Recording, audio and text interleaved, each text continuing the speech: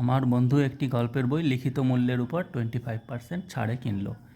তাহলে বইটির লিখিত মূল্যটা ধরে নেব আগে। ধরি ওই বইটির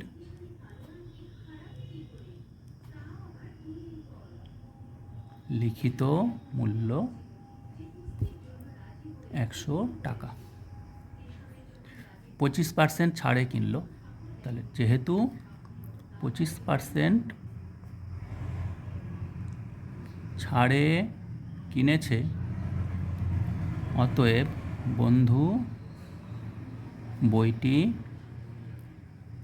কিনেছে 100 মাইনাস 25 টাকা সমান 75 টাকা। সে যদি ওই বইটি লিখিত মূল্যেই বিক্রি করে, তার মানে বোঝা যাচ্ছে যে বইটির বিক্রয় মূল্য 100 টাকা।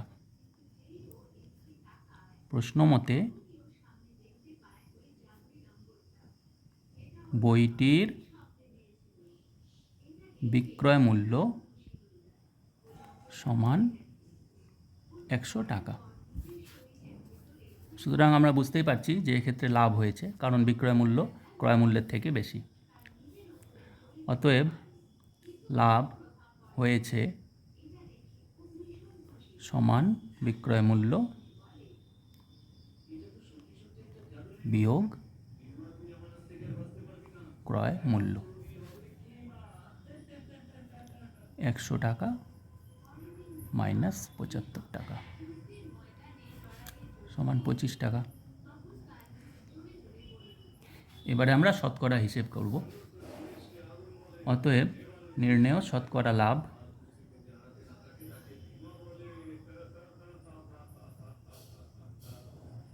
সমান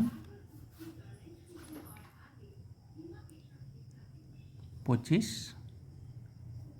টাকা বাই 75 টাকা, কারণ বইটির ক্রয় মূল্য 75 টাকা, ইন্টু 100।